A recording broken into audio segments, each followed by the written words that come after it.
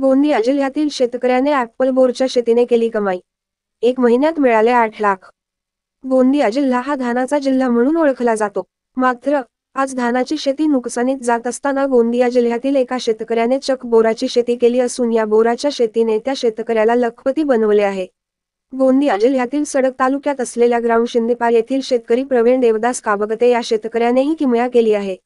त्यांनी आपल्या संपूर्ण 10 एकर शेतात बोरांची झाडे लावली आहेत। Apple bore, green Apple bore, Kashmiri bore तर बालसुंदरी बोर संपूर्ण 10 एकरात लावले आहेत। आता त्यांना या सर्व प्रक्रियेत या शेतकऱ्याला 12 लाख रुपये खर्च आला आहे। मात्र 1 महिन्यात त्यांना 8 लाखांचे उत्पन्न मिळाले आहे। हंगामासाठी 2 महिने शिल्लक असून सुमारे 25 ते 30 लाख रुपयांचा नफा अपेक्षित आहे। त्यामुळे या नगदी पिकाने या शेतकऱ्याला लखपतीच्या पंक्तीत बसविले आहे। प्रवीण काबगते यांनी सांगितले की, मी सुरुवातीला धानाची शेती करत होतो। मात्र धानाची शेती नुकसानीत जात असल्याने मी बोराची शेती करण्याचा निर्णय घेतला। मी रिसर्च केली आणि Apple bore, green Apple bore, Kashmiri bore तर बालसुंदरी बोर या बोरांच्या जातींची निवड केली। या जातींची मागणी जास्त असल्याने त्यांची किंमत देखील चांगली मिळते। मी योग्य वेळी नियोजन केले आणि बोराची शेती केली, त्यामुळे मला चांगले उत्पन्न मिळाले आहे। प्रवीण काबगते यांचे या यशाचे कौतुक होत आहे।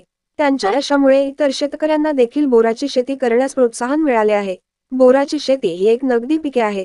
या पिकाला चांगला भाव मिळतो, त्यामुळे शेतकऱ्यांसाठी ही एक उत्तम संधी आहे। माझ्याकडे सध्या परिस्थिती 10 एकर क्षेत्रावर ॲपल बोरची लागवड झालेली आहे आणि ती मागील 8 वर्षापासून सतत सुरूच आहे। लागतचा विचार केला तरी प्रतिवर्षी प्रति एकर जवळपास 1,20,000 रुपये खर्च येतो आणि वार्षिक पीक असल्या कारणानं त्याच्यामध्ये दरावर थोडा अवलंबून असते, नाहीतर 2 लाख 1.5 लाख एवढा नफा नक्कीच 1.5 लाख रुपये तर नक्कीच निघून जातो। रेट चांगले मिळाले तर 2 लाख रुपये प्रति एकर एवढा नफा नक्कीच निघून जातो। पद्धत म्हटलं तर लागवडीचा अंतर आहे आपला 15 बाय 10। त्याच्यानंतर प्रति एकरी झाडं आहेत 300 झाडं बसतात, 280 बसतात, अंतरावर डिपेंड राहतो तो। आणि त्याच्यानंतर आता आपण मार्केटिंगचा विचार केला तर मार्केटिंग नागपूरलाच करतो आणि याचा हंगाम चालतो 2 महिने कंटिन्यूमध्ये तोडीचा।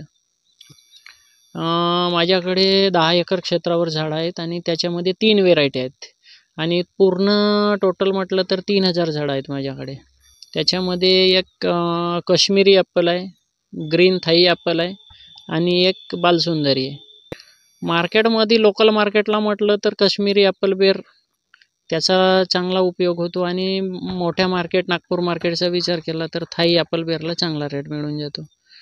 30 रुपये पर केजी, 40 रुपये पर केजी पर्यंत दर जातो। शेतकऱ्यांना काय आपण संदेश देणार?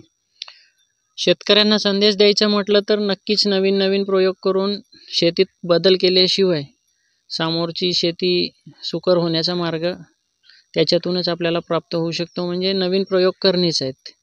मग ॲपल बोरचा करा, पेरू लागवडीचा करा किंवा पपई लागवडीचा करा, कोणता तरी एक, पण आधुनिक शेती करा, नक्कीच त्याच्यामध्ये प्रॉफिट मिळून जाईल। मी राहतो शिंदेपारला, कमीत कमी मला वर्ष झाली तर 10 वर्षे म्हणजे नेम झालेच, तरी पण मी आता नेमकं रोजही पण जातो ना, मला 250 रुपये रोजी मिळतात। मी आपल्या नेहमी मालकाकडेच जातो। एकच मालिक आहे आपलं प्रवीण काबगते, त्यांच्या इथं म्हणजे 10 वर्ष झाले। अशी शेती जशी केला तर आपल्याला सर्वांना रोजगार मिळते आपल्या इकडे।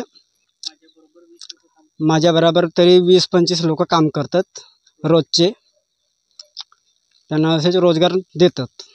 रोजगारसाठी असे आपल्या इकडे तिकडे कुठं न भटकावं लागत नाही, आपल्या गावामध्ये बहुत रोजगार भेटत आहे।